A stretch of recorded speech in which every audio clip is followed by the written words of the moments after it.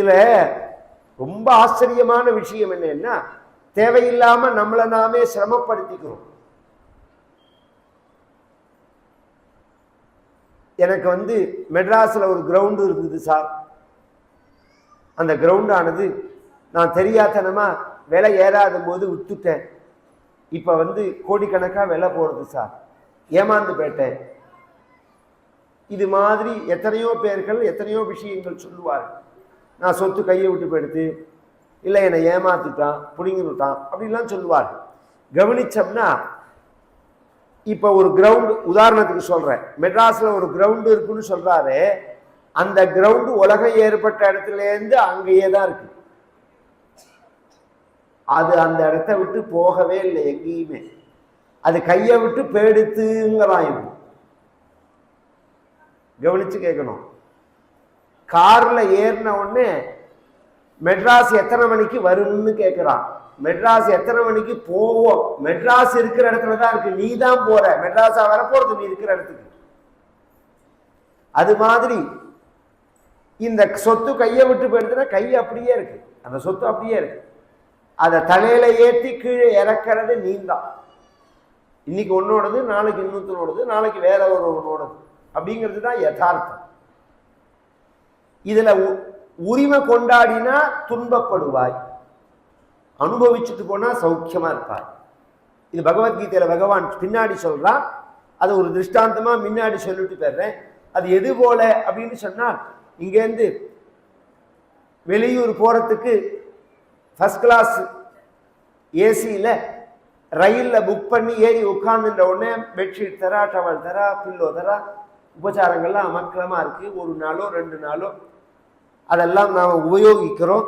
இது என்னோடது பெட்ஷீட்டுங்கிறோம், இது என்னோடது கம்பளிங்கிறோம், இது என்னோட டவலுங்கிறோம்.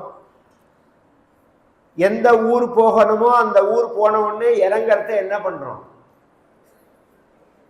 அதை மடிச்சு கூட வைக்கிறது இல்லை, அப்படியே விட்டுட்டு போயிட்டே இருக்கும். டிராவல் பண்ணும்போது அதை முழுசா அனுபவிக்கிறோம்.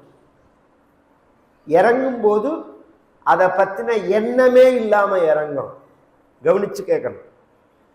நாம நேத்திக்கு முழுக்க போத்தின்ற படுக்கையாச்சே, போர்வையாச்சே, தலகாணியாச்சே, இதை விட்டுட்டு போறமேன்னு யாராவது வருத்தப்படுறோமோ? வருத்தப்படல. ஏன் வருத்தப்படலைன்னா, இது உள்ள நாம் போகும்போதே இது என்னோடது இல்லைங்கிற எண்ணத்தோட தான் அதை அனுபவிக்கிறோம். இது என்னோடது இல்லை, ஆனா அனுபவிக்கிறதுல குறைச்சலே கிடையாது. இந்த எண்ணம் வாழ்க்கையிலையும் இருக்கணும். இருந்தா விட்டுட்டு போறதே துன்பம் இருக்காது. இதை விட்டுட்டு போய் என்னைக்கு யாரும் சாஸ்வதம் கிடையாது.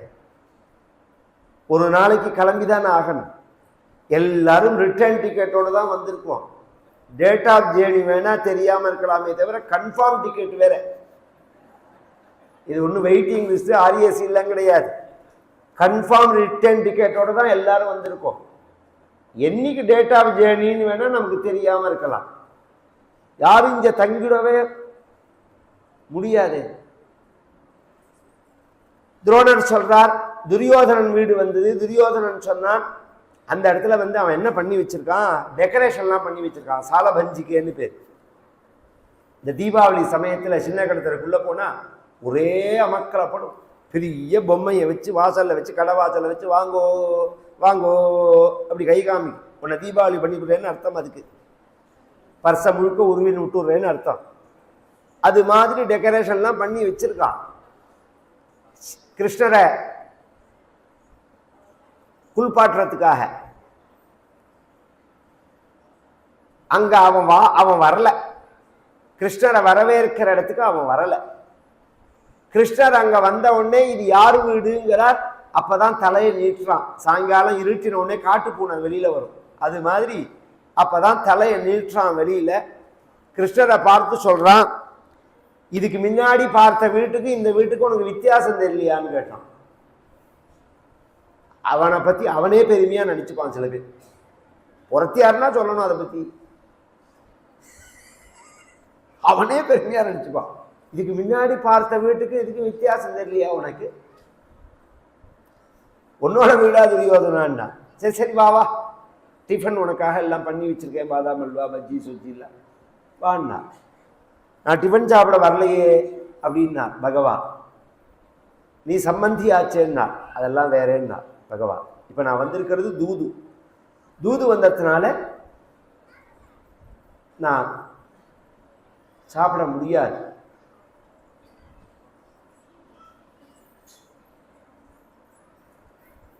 சொல்லிட்டு பகவான் நகர்ந்துட்டார். கூட்டமும் நகர்ந்துடுத்து. இவர் எங்க போய் இறங்க போறாருன்னு தெரியல. அதே தெருவில் கடைசியில ஒரு வீடு, கூரை வீடா இருக்கு. அந்த வீட்டு வாசல்ல நின்று பகவான் கேட்கிறான், இது யாருடைய வீடு அப்படின்னு கேட்டான். அது விதுரருடைய வீடு. அது இதுக்கு முன்னாடி உள்ளதெல்லாம் மாட மாளிகைகள். விதுரருடைய வீடு. விதுரர் இவர்களுடைய சித்தப்பாவா இருந்தாலும் இவர்களுடைய அதர்மத்தில் அவர் பங்கு எடுத்துக்காதனால இந்த சௌக்கியங்களை அவர் ஏத்துக்கல. அவர் பேசிக்கான வாழ்க்கை தான் வாழ்ந்தார். நித்தியப்படி கஞ்சி, உடுத்துறதுக்கு 2 ட்ரெஸ், இப்படிதான் இருப்பார் அவர். அவர் கார்த்தால அன்றைய தினம் அவருடைய மனைவி சொல்றாள், இன்னைக்கு கிருஷ்ண பரமாத்மா வராரு, அவரை நம்ம வீட்டுக்கு வேணா கூப்பிடுறீங்களா அப்படின்னு. உடனே அவர் சொன்னார், ரெண்டு விஷயம். ஒன்று ராஜாக்கள்லாம் வரவேற்கிற சமயமே, நாம போய் கூப்பிட்டா சரியா வராது. ஏன்னா ராஜகீய விஷயமா பகவான் வரா. அதனால அந்த சமயத்துல போய் நாம தொந்தரவு பண்ண முடியாது, நாம எட்டி இருந்து தான் பார்க்க முடியும். இப்படி சொல்றார். எங்கேயோ போய் துளசி பறிச்சிருந்து பகவானுக்கு நிவேதனம் பண்றதுக்கு 2 வாழைப்பழம் வச்சிருந்து நிற்கிறார். எதிர்த்தாப்புல தான் நிற்கிறார். தள்ளி பகவான் அவர் வீட்டு வாசல்ல நிற்கிறான்ங்கிறதே அவருக்கு தெரியல. பகவானை பார்த்து மெய் மறந்து நிற்கிறார். பகவான் 2 தடவை பொத்தாம் பொதுவா கேட்கிறான். ஒருத்தரை குறிப்பிட்டு கேட்கல, இது யாருடைய வீடு, யாருடைய வீடு அப்படின்னு கேட்டான். இந்த 2 தடவை கேட்டதுக்கு அப்புறம்தான் விதுரருக்கே நினைவு வருது. தன் வீட்டு வாசல்ல நின்று பகவான் கேட்கிறான் கிருஷ்ணன் அப்படின்னு தெரிஞ்ச உடனே அங்கேருந்து ஓடி அந்த துளசியையும் அந்த பழத்தையும் பகவான் கிருஷ்ண பரமாத்மாவனுடைய திருவடியில வச்சு ஒரு நமஸ்காரம் பண்ணி, என் கண்ணனோட வீடு, என் கோபாலனுடைய வீடு, இது யார் வீடுனால் உன்னோட வீடு. உடனே என்ன பண்ணினான் பகவான், அந்த பிடிச்சிருக்கிற அந்த பீஷ்மர் கை, துரோணர் கை 2ஐயும் உதறினா வீட்டுக்குள்ள போயிட்டான்.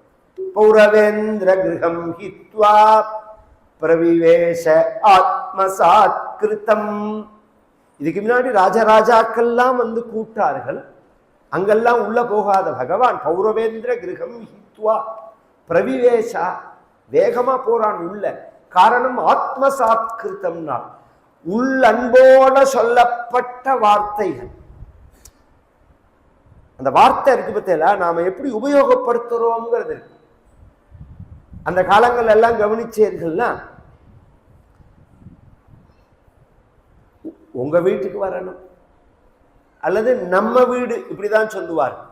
நம்ம வீட்டுக்கு நீங்க எப்ப வரீர்கள் அப்படின்னு தான் கேட்பார்களே தவிர என் வீட்டுக்கு ஏன் எப்ப வரேன்னு கேட்க மாட்டார்கள். இந்த பேசுறதேவே அந்த உணர்வை காமிப்பார்கள். இந்த விதுரர் சொல்றார், எல்லாம் கிருஷ்ணனோடதுன்னா. குடியிருக்கும் குச்சி கோபாலனோடது, குடிக்கும் கஞ்சி கோபாலனோடது, கட்டியிருக்கும் கந்தை கோபாலனோடது அப்படின்னு உபச்சாரமா சொல்லல, ஆத்மசாத்கிருதம் பார். சில வீட்டுக்கு போனோம்னா கெஸ்டா போனோடனே அந்த வீட்டில் உள்ளவர்கள் சொல்லுவார்கள், இதை உங்க வீடா நினைச்சுக்கணும், சங்கோச்சப்படக்கூடாது அப்படிம்பார்கள். அப்படின்னு சொன்னதுக்காக அந்த வீட்டில் உள்ள வெள்ளி பாத்திரத்தை 2 எடுத்து பையில வச்சோம்னா சும்மா விடுவார்களா? அப்ப தெரியும் உன் வீடா என் வீடான்னு. சும்மா உபச்சாரத்துக்கு சொல்ற வார்த்தை, நிஜமா சொல்ற வார்த்தை எடுத்துக்க முடியுமா? அதை இந்த நிஜமாவே சத்தியமாவே சொல்றார் விதுரர். எல்லாம் கிருஷ்ணனோடது அப்படிங்கிறார். பகவான் உள்ள போனான், கதவை சாத்தினான், சாத்தியை கூட்டான், பக்கத்துல டெண்டு போட்டு கூட வந்தவர்களுக்கெல்லாம் சமையலை ஏற்பாடு பண்ணிக்கோ, நான் விதுரர் வீட்டில் சாப்பிட போறேன்ட்டார். விதுரரை கூப்பிட்டார். எனக்கு ரொம்ப பசிக்கிறது, நீ என்ன வச்சிருக்கேன்னு கேட்டார். விதுரருக்கு பதில் என்ன சொல்றதுன்னு தெரியல. ஏன்னா கார்த்தால பண்ணின கஞ்சி அது டயத்துக்கு சாப்பிடல. ஏன்னா பகவான் வரதுனால அது டிலே ஆயிடுது. அது வெறும் உப்பு போட்ட கஞ்சி தான்.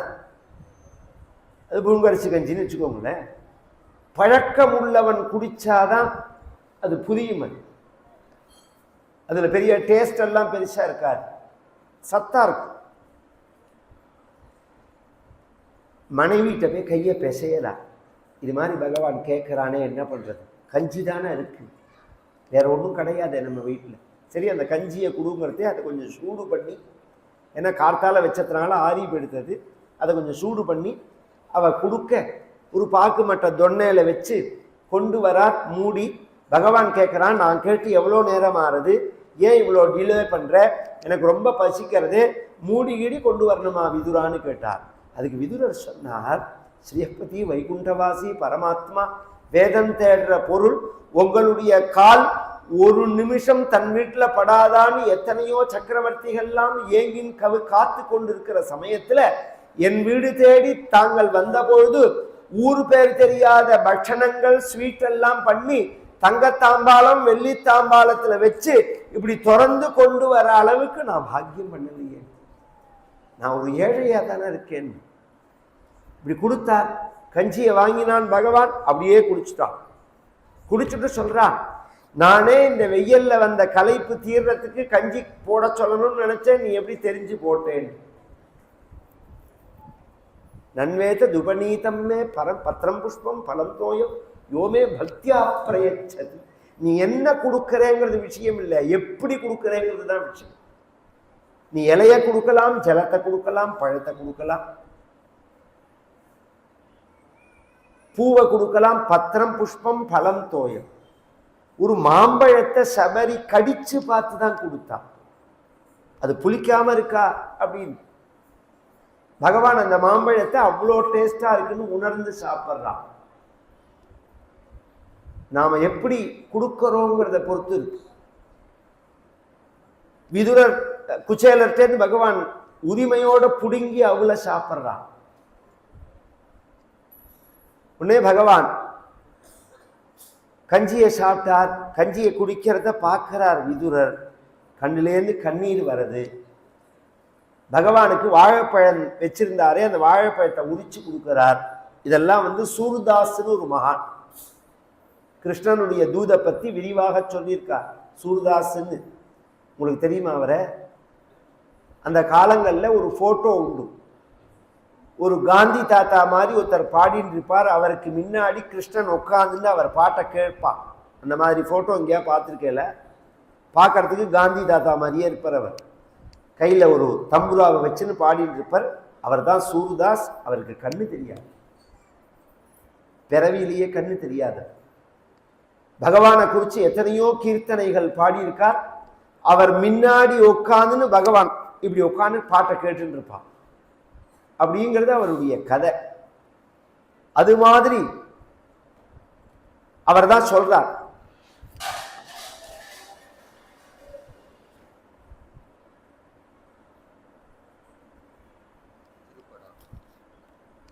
அதெல்லாம் க்ஷேத்திரமாக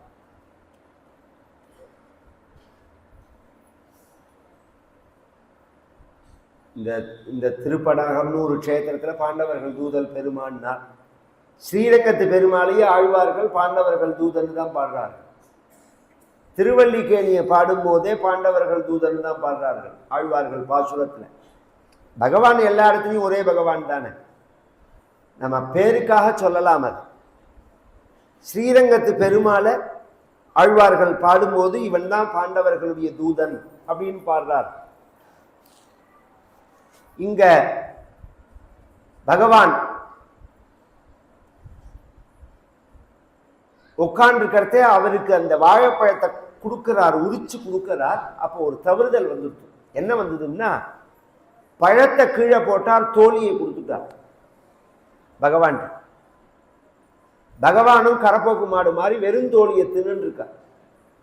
கொடுத்த தோழிய விதுரர் புஷ்பங்கள்லாம் போட்டு அவரும் அவர் மனைவியும் பகவான் அப்படி 3 பிரதட்சிணம் பண்ணலாம்னு பண்ணும்போது காலில் பழம் படுறது. தோழியை தேடினா தோழியை காணும். உடனே பகவானேன்னு நமஸ்காரம் பண்ணினார். எவ்வளோ பெரிய தவறுதல் பண்ணிட்டேன், நான் பழத்தை கொடுக்காம தோழியை கொடுத்துட்டேன், அபச்சாரப்பட்டுட்டேனே, என்னை மன்னிச்சுக்கணும்னார். நீ தோழியை கொடுத்தியா விதுராங்கிறான் பகவான்.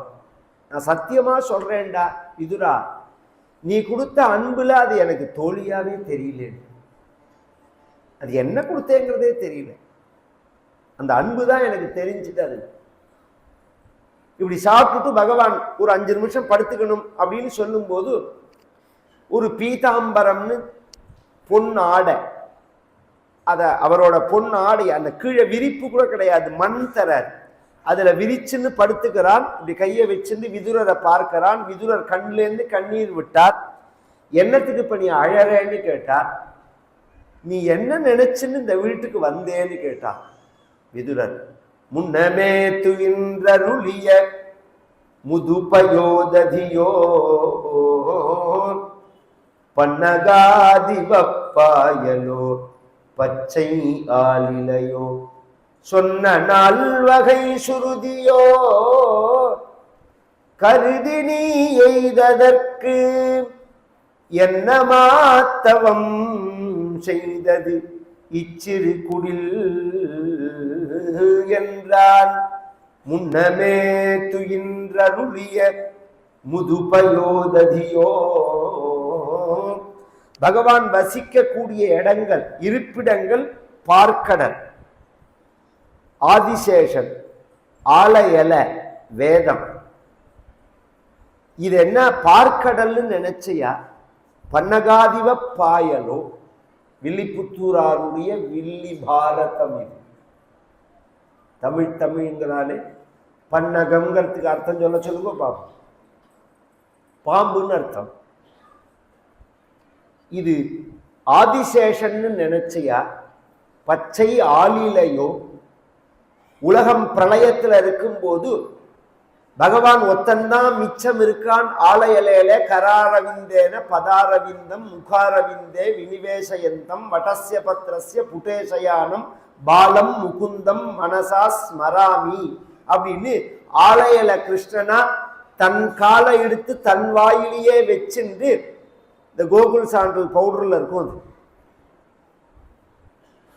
அதுக்கு என்ன அர்த்தம்னா பிரம்மம் பிரம்மத்திலேயே ரமிச்சிருக்குன்னு அர்த்தம். உடனே தன் காலை எடுத்து வச்சிருந்தாருன்னு உடனே காலை நக்கினார்னு அர்த்தம் இல்லை. சிருஷ்டி காலத்துல உலகம் முழுக்க இந்த காலில் வந்து விழுந்துதே, இதுல என்ன டேஸ்ட் இருக்குன்னு பார்க்கணும்னு ஆசை பகவானுக்கு. எல்லாரும் காலில் நமஸ்காரம் பண்றாளே, காலில் நமஸ்காரம் பண்றாளே, இதுல என்ன டேஸ்ட் இருக்கணும்னு ஆசை. எல்லாரும் இருக்கிறதே அப்படி காலை எடுத்து வாயில வச்சுன்னு காமிக்க முடியுமா? ஐயோ நன்னா இருந்தாரே, புத்தி பேதலிச்சு போயிடுதேன்னு சொல்ல மாட்டார்களா?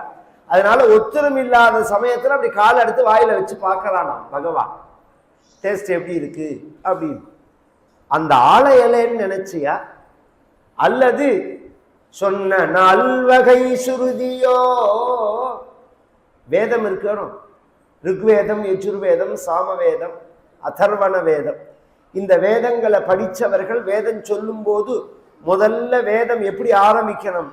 யார் வேதத்தை ஆரம்பிச்சாலும் முதல்ல என்ன சொல்லி ஆரம்பிக்கணும்? ஓம் அரிஹி ஓம் ஸ்ரீ குருப்யோ நமஹ அரிஹி ஓம், இப்படிதான் சொல்லணும். அரிஹி ஓம்னு தான் சொல்லணும். அப்ப ஹரிஹிங்கிற அந்த வார்த்தை வேதத்தினுடைய உச்சியில இருக்கு. வேதம்னு நினைச்சியா இந்த வீட்டை? என்னமோ பனி வெயில் மழை எல்லாம் தெரியாம இருக்கிறதுக்கு ஒரு குடிசை போட்டு வச்சா அதை வைகுண்டமா பண்ணிட்டியே கிருஷ்ணான்னு சொல்ல. நீ என்னத்துக்கு வந்த? தூதுக்கு வந்த, எனக்கு அது இஷ்டமே இல்லை. ஏன் விதுரா? நீ சொன்னது துரியோதனன் கேட்க மாட்டான், அவன் கேட்க மாட்டான்னு எனக்கே தெரியும். ஆனா நான் வந்து சொல்லலேன்னு நாளைக்கு உலகம் சொல்லக்கூடாது, அதுக்காக தான் வந்தேன். நாள் மறுநாள் காலத்தால எழுந்து பகவான் ஸ்நானங்கள்லாம் பண்ணி பழையபடி விதுரர் வீட்டில் பிரேக்ஃபாஸ்ட் சாப்பிட்டுட்டு தேரில் கிளம்பும்போது இப்படி ஏறுற சமயத்தில் விதுரா இங்கே வாழ்ந்தா. நேற்றைய தினம் விதுரர் ஒரு பக்கம் பீஷ்மர் ஒரு பக்கம் துரோணர் கையை பிடிச்சின்னு வரதை பார்த்துட்டு நாம அது மாதிரி பாக்கியம் பண்ணலையேன்னு நினைச்சா. இன்னைக்கு பகவான் கூப்பிட்டு என் கையை பிடின்னு, ஜவா என் கையை பிடிச்சுக்கோன்னு சொல்லி விதுரர் கையை பிடிச்சுன்னு பகவான் தேர்ல ஏறுறான். துரியோதனனுடைய சபைக்கு போறதே விதுரர் கையை பிடிச்சுன்னு பகவான் போறான். துரியோதனன் வரவேற்கிறதுக்கு முன்னாடி என்ன பண்ணினா, ரொம்ப கோபத்துல இருக்கான். அதனால கிருஷ்ணன் உள்ள வரும்போது யாரும் எழுந்திருக்க கூடாதுன்னு. இதெல்லாம் இந்த மாதிரி துர்குணங்கள்லாம் உண்டு சில பேருக்கு. சேர் கூட இன்னொருத்தருக்கு போடாத, எனக்கு மட்டும்தான் போடணும்பா, வந்தா ஏந்திருக்க மாட்டேன்னு சொல்றது அப்படின்னு. அது மாதிரி ஏந்திருக்காத அப்படின்னு சொல்லிட்டு இவன் உட்காந்துருக்கான். இவன் என்ன பண்ணிட்டான், நினைச்ச டயத்துக்கு பகவான் வரல, கொஞ்சம் டிலேவா வந்தாருன்னு உடனே இவனை அறியாம பாபா கிருஷ்ணான்னு இவனே எழுந்துட்டான். என்ன சொன்னோங்கிறத மறந்து எல்லாருமே எழுந்துட்டு பகவானை வரவேற்க, பகவான் வந்து தன்னுடைய ஆசனத்துல உட்கார்ந்துக்க, அதுக்கு முன்னாடி விதுரர் சாத்தியக்கி அந்த ஆசனத்தை ஒரு தடவை அப்படி தட்டி பார்க்கிறார்கள். என்ன இவன் ஏதாவது ஃப்ராட் பண்ணி வச்சிருப்பான் அதுல அப்படிங்கிறதுக்காக. வந்த சப்ஜெக்டை முதல்ல பேசாம துரியோதனன் கேட்கிறான், பீஷ்மத்ரோணா வதிக்கிரமிய மாஞ்சாபி மதுசூதனா, நீ தூதுக்கு வந்த நீ சத்திரியர்களான எங்க வீட்டுல சாப்பிடாம ஏன் கதம் விஷல போஜனம் விதுரர் வீட்டுல போய் சாப்பிட்டேன்னா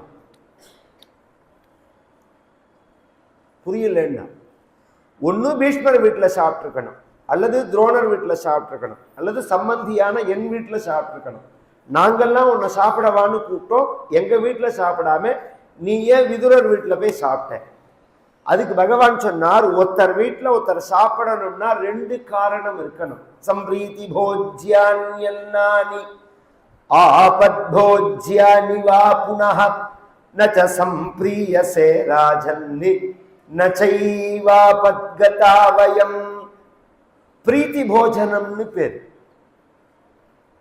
பிரீத்தி போஜனம்னா நீங்க வீட்டுக்கு வருவீங்களா, நீங்க வரணும், ஒரு டம்ளர் ஜலமாவது சாப்பிடணும், பாலாவது சாப்பிடணும், பழமாவது சாப்பிடணும், உங்க கால் வீட்டில் படணும், நீங்க வீட்டுக்கு வரணுங்கிறது எனக்கு அவ்வளோ ஆசை. இப்படிலாம் பக்தியோட அன்போட கூப்பிடுவார்கள். அப்படி கூப்பிட்டவர்கள் வீட்டுக்கு போய் சாப்பிடலாம். அன்போட யார் கூப்பிட்டாலும் அவர்கள் வீட்டில் போய் சாப்பிடலாம். அல்லது ஆபத் போஜ்யானி வா புனஹ, உண்மையான அன்போட கூப்பிட்டா போய் சாப்பிடலாம். ஆபத்தா இருந்தா சாப்பிடலாம். ஆபத்துன்னா நம்ம ஊருக்கு வந்திருக்கோம், அன்னைக்கு ஏதோ திடீர்னு ஸ்ட்ரைக் ஆகி கடைகள்லாம் அடைக்கப்பட்டு ஒரு ஜலம் கூட கிடைக்கல, தண்ணிக்கே வழி இல்லாம போயிடுத்து, பஸ்ஸு கிசு போக்குவரத்து எல்லாமும் கிடையாது, சோத்துக்கு என்ன பண்றதுன்னு புரியல. அப்படி ரோட்ல நடந்து போறதே ஒருத்தர் வீட்டில் வாசல்ல ஒருத்தர் நிற்கிறார், சார் இது மாதிரி வந்தேன்னா நான் ரொம்ப பசியா இருக்கு, எனக்கு ஏதாவது சாப்பிட கிடைக்குமான்னு அவர்கிட்ட கேட்கலாம். இப்படிலாம் கேட்க முடியுமான்னா, இந்த வெள்ளம் வந்த போதெல்லாம் அப்படிலாம் நடந்திருக்கு. பொம்பாயில் ஒரு ஃப்ளட்டு வந்தது, 3 நாள் ஆச்சு அந்த மழை நீர் வடியறதுக்கு. அங்கங்க உள்ளவர்கள் அப்படி அப்படியே லாக் ஆயிட்டார்கள். இந்த ஒரு ஆச்சரியம் என்னன்னா, முன்ன பின்ன தெரியாதவர்கள் எல்லாம் தன் வீட்டில் வச்சு எல்லாரும் உபசரிச்சார். 3 நாளைக்கு இருக்கிறத சமைச்சு எல்லாரும் பகிர்ந்து உண்டார்கள். இதுதான் இந்த நாட்டினுடைய கல்ச்சர், கலாச்சாரம். இதே அமெரிக்கால புளோரிடாங்கிற மாகாணத்துல பம்பாயில வந்த மாதிரி வெள்ளம் வந்தது. 2 நாள்ல எல்லாரும் அவன் வீட்டுல பூந்து இருக்கிற சாமானெல்லாம் திருடின்னு போயிட்டான். அது அந்த நாட்டினுடைய கலாச்சாரம். இருக்கிறவர்கள் எல்லாம் கூப்பிட்டு காபி இப்பயே பார்ப்போமே, மெட்ராஸ்ல எல்லாம் வெள்ளம் வந்த போது ஜனங்கள் எத்தனை பேர் சாப்பாடு எடுத்துட்டு, டீ எடுத்துட்டு, பிஸ்கெட் எடுத்துட்டு, பால் பாக்கெட் எடுத்துட்டு தேடி தேடி போய் கொடுத்தார்கள். அந்த மக்களை பத்தி உண்மையான மக்கள் அவர்களுடைய சுபாவம் என்னன்னா இதுதான். அவ்வளோ நல்லவர்கள் தான் தமிழ்நாட்டில் அல்ல, இந்திய மக்களே அவ்வளோ நல்லவர்கள் தான். அந்த நல்ல தன்மை வெளிப்படுற மாதிரி சூழ்நிலை வரல. சுத்தி இருக்கிறதெல்லாம் நம்மளை ஏமாத்துற மாதிரி இருக்கிறதுனால நமக்கு ஜாக்கிரதை உணர்வுனால நாம பயப்படுறோம். ஆனா உண்மையில எல்லா மக்களும் அப்படி நல்ல உள்ளம் கொண்டவர்கள் தான். ஒருத்தர் பசிச்சா பார்த்துன்னு இருக்க முடியாது. அந்த காலத்துல டிராவல் பண்றதே 30-40 வருஷம் முன்னாடி ரயில்ல பஸ்ல ஒரு பிஸ்கெட் பாக்கெட் சாப்பிட்டா கூட எய்த்தாப்புல உள்ளவங்களுக்கு கொடுப்பாங்க. இன்னைக்கு கொடுத்தா அரெஸ்ட் பண்ணிடுவான். அந்த தர்மத்தை கூட நாம் செய்ய முடியாது. ஆபத்தா இருந்தா சாப்பிடலாம், அன்பா இருந்தா சாப்பிடலாம். இந்த 2 காரணம் தான் ஒருத்தர் சாப்பிட்றதுக்கு. துரியோதனா உனக்கு அன்பும் கிடையாது, எனக்கு ஆபத்தும் கிடையாதுங்க. நச்ச சம்பிரியசே ராஜன்னு நச்சைவ ஆபத்கதா வயம்ங்கிறான் பகவான்.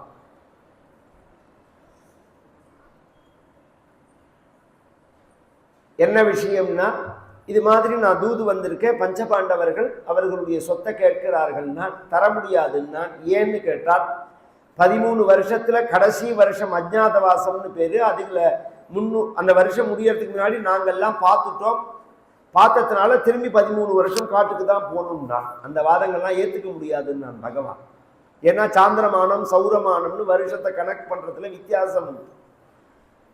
நீ ஒரு வருஷம் ஒரு நாள் முன்னாடி பார்த்தேன்னு சொல்ற, அவர்கள் சொல்றார்கள் அந்த வருஷம் முடிஞ்சு போயிடுதுன்னு சொல்றார்கள். இப்பயே நாம் எடுத்துட்டா தமிழ் வருஷ பரப்புன்னு ஒன்று இருக்கு, யுகாதின்னு தெலுங்கு வருஷ பரப்பு முன்னாடி வருது, வருஷ கணக்கில் வித்தியாசம் வருதோன்னு. நாமெல்லாம் சூரியனோட நகர்வை வச்சுன்னு கணக்கு பண்றோம். நார்த் இந்தியாவிலலாம் சந்திரனோட நகர்வை வச்சுன்னு கணக்கு பண்ணுவார்கள். சாந்திரமானம்னு பேர் அதுக்கு. அதனால அந்த கணக்கெல்லாம் எடுத்துக்க முடியாது. 13 வருஷம் ஆச்சு, சொத்தை திருப்பி கொடுக்கணும். தரமாட்டேன் நான். பகவான் எடுத்த உடனே இறங்கி பேசல, மேல மேல பேசி கடைசியில் அவன் வரலன்ன உடனே அஞ்சு நாடு குடுன்னார், தரமாட்டேன்னா. 5 நகரம் குடுன்னார், தரமாட்டேன்னா. 5 கிராமம் குடுன்னார், தரமாட்டேன்னா. 5 வீடாவது குடுன்னார். பஞ்சபாண்டவர்களுக்கு 5 வீடாவது குடு அப்படின்னா. அதுக்கு துரியோதனன் சொல்றான், ஊசி குத்தர அளவு பூமி கூட தரமாட்டேன்.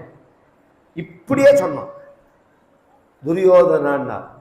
இப்ப சொல்றேன், நிச்சயமா சண்டை வரும்.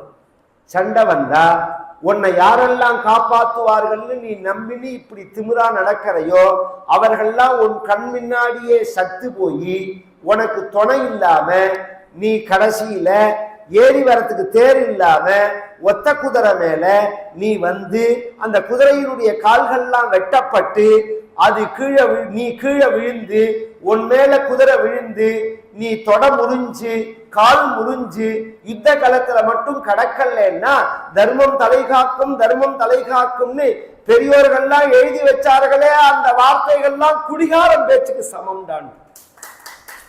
தர்மசாஸ்திர பிரவர்த்தாரா மன்வாத்யா மத்தியபாயினா. அது மட்டும் நடக்கலன்னா அதெல்லாம் குடிகாரம் பேச்சுக்கு சமம். அப்படியே நடந்தது. அதான் ஆச்சரியம். 18 நாள் யுத்தத்துல கடைசி நாள் சண்டையும் போது எல்லாம் போயாச்சு. துரோணர் போயிட்டார், கர்ணன் போயிட்டார், துஸ்வாசனன் எல்லாரும் போயிட்டார்கள். பீஷ்மர் படுத்த படுக்கையில விழுந்துட்டார். குழந்தைகள் எல்லாம் போயிடுத்து. கடைசியில இவன் வந்து இவன் கீழே விழுந்து இவன் தொடைய முறிச்சு கீழே கடக்கிறான். சொன்னேனேன்னு பகவான் கிட்டக்க போய் பேசுறார். சொன்னேனேடா, படிச்சு படிச்சு சொன்னேனேடா, சண்டை வேண்டாம் சண்டை வேண்டாம் அப்படின்னு சொன்னேனே, கேட்டையான்னா. இந்த கதை நமக்கு என்ன காமிக்கிறது? அதர்மத்தினுடைய வளர்ச்சியை பார்த்தா பிரமிப்பாதான் இருக்கும், அது சாஸ்வதமா இருக்காது. தர்மத்தினுடைய வளர்ச்சி சாஸ்வதமா தென்னை மரம் மாதிரி இருக்கும். அதர்மத்தினுடைய வளர்ச்சி ஓனாங்கொடி மாதிரி. தென்னை மரத்தை சுத்தி ஒரு கொடி வளரும் மழை பெஞ்ச உடனே. அதனோட வளர்ச்சி எப்படி இருக்கும்னா 1 மாசத்துல தென்னை மரத்துக்கு மேல போயிடும். தென்னை மரத்தை வச்சு நாம கலப்பறது. இந்த தென்னை மரங்கள்லாம் நான் இப்ப சொன்னேன் பாருங்க, 86ல் இந்த 85 86ல் இந்த கும்பாபிஷேகம் நடக்கிறத நான் வந்திருக்கேன் எங்க அப்பாவோட இந்த கோவிலுக்கு. அப்ப வச்சு சின்னதா இருந்த மரங்கள் இதெல்லாம் இன்னைக்கு பார்த்தா எவ்வளவு பெருசு இருக்கு. 40 வருஷமா போகுது. 40 வருஷம். அந்த ஓனாங்குடி ஒரு மழையில போகும், ஒரு மழையில அழிஞ்சு போயிடும். அது மாதிரி அதர்மம் செய்கிறவர்களுடைய வளர்ச்சி பார்க்கறதே அசுர வளர்ச்சி மாதிரி இருக்குமே தவிர சாஸ்வதமா இருக்காது. தர்மத்தினுடைய வளர்ச்சி தான் சாஸ்வதமா இருக்கும். இததான் மகாபாரதம் அப்படிங்கிறது நமக்கு காண்பிக்கிறது. திரும்ப திரும்ப இது மாதிரி கதைகளை கேட்பதே நம்மளை நாம் நிதானப்படுத்திக்கிறதுக்கு தான். ஏன்னா நம்மளை உள்ள சுற்றி இருக்கிற சுற்றுச்சூழல்கள்லாம் நமக்கு மனச தடுமாற்றங்களை தான் ஏற்படுத்தும். அந்த தடுமாற்றங்களை அடையவே கூடாது. எந்த காலத்திலையும் நேர்மையா இருக்கணும், நீதியோட இருக்கணும், நல்லவனா இருக்கணும், பரோபகாரம் பண்ணணும், பிறருக்கு உதவி பண்ணணும். நாமும் நிம்மதியா இருக்கணும், நம்மளை சுத்தி உள்ளவர்களையும் நிம்மதியா வைக்கணும், சாந்தியோட இருக்கணும், ஆனந்தத்தோட இருக்கணும், இறை பக்தியோட இருக்கணும், தர்மத்தை செய்யணும். இந்த உடம்பே பரோபகாரார்த்தம் இதம் சரீரம், பிறருக்கு உதவி செய்யறதுக்கு தான் இந்த உடம்பை பகவான் கொடுத்துருக்கா அப்படின்னு சாஸ்திரம் சொல்றது. இதெல்லாம் உணர்த்தக்கூடிய மகாபாரதத்தை ஒரு 8 நாள் சொல்லக்கூடியதான பாக்கியம் கிடைச்சது. மகாபாரத யுத்தம் முடிஞ்சு பகவான் பஞ்சபாண்டவர்களை உட்காத்தி வச்சு பாஞ்சஜன்யாபிஷிக்தஸ்து ராஜா அமிர்தமுகோ பவத்துன்னு பாஞ்சஜன்யம்ங்கிற சங்கத்தினால தன் கையாலேயே தர்மபுத்திரருக்கு பகவான் பட்டாபிஷேகம் பண்ணி வச்சு தர்மத்தை நிலநாட்டினாருங்கிற கதை. இங்க வந்திருக்கிற அன்பர்கள் எல்லாருக்கும் இறைவனுடைய அருளால ஆயுசு, ஆரோக்கியம், சந்தானம், சம்பத்து முதலிய சகல க்ஷேமங்களும் ஏற்பட்டு எப்போதும் சந்தோஷமா ஆனந்தமா ஆரோக்கியத்தோட இருக்கணும்.